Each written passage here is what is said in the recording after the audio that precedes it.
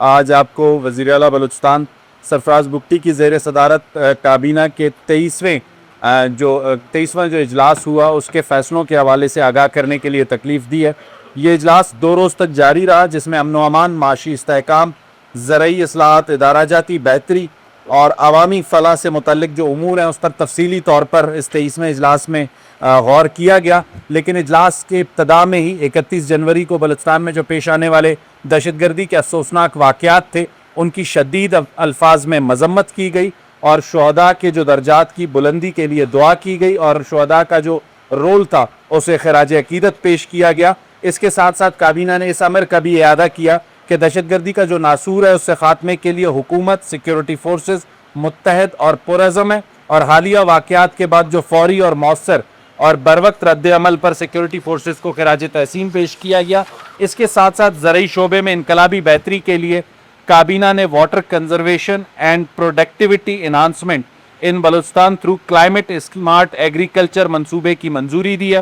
جو Korean Exim bank کے قرض کے تحت شروع کیا جائے گا۔ اس منصوبے کے ذریعے پانی کے ضیاع میں کمی، جدید زرعی طریقوں کا فروغ، موسمیاتی تبدیلیوں کے اثرات سے نمٹنے کے لیے عملی اقدامات کیے جائیں گے، جس سے کسانوں کی آمدن میں اضافہ اور زرعی پیداوار میں بہتری متوقع ہے۔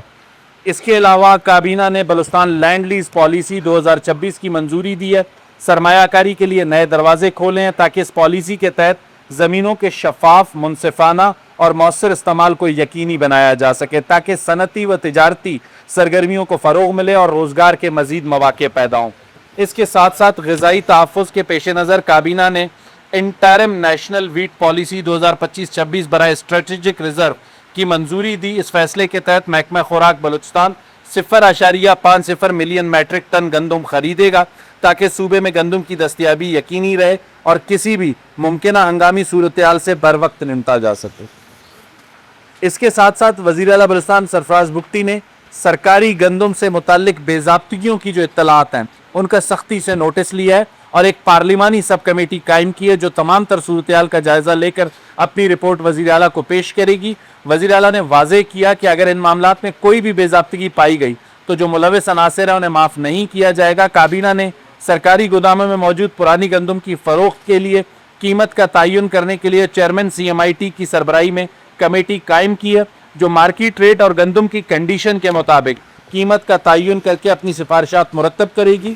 اس کے علاوہ وزیر اعلیٰ بلوچستان نے ماضی میں محکمہ خوراک میں بدعنوانی کے الزامات میں ملوث اہلکاروں کی گرفتاری اور ان کی ملازمت سے فوری برطرفی کے احکامات بھی جاری کیے ہیں۔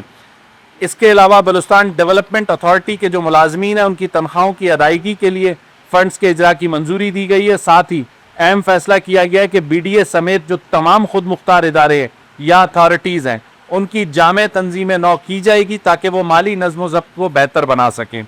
اس کے علاوہ صوبائی خزانے پر بوجھ کم ہوگا اور بتدریج یہ ادارے خود کفیل ہو سکیں گے۔ صوبائی کابینہ نے Balochistan public private partnership act 2025 کی منظوری دی، جس سے ترقیاتی منصوبے میں نجی شعبے کی شمولیت بڑھے گی، شفافیت کو فروغ ملے گا اور بڑے منصوبوں کی تکمیل تیز ہوگی۔ اس طرح بلوچستان لیویز فورس ترمیمی بل 2025 کی منظوری دی گئی ہے۔ کابینہ نے اتفاق کیا کہ 50 سال سے زائد عمر کے وہ ملازمین جو رضاکارانہ طور پر وفاقی لیویز سے ریٹائرمنٹ لینا چاہتے ہیں انہیں قواعد کے مطابق ریٹائرمنٹ کی سہولت فراہم کی جائے گی۔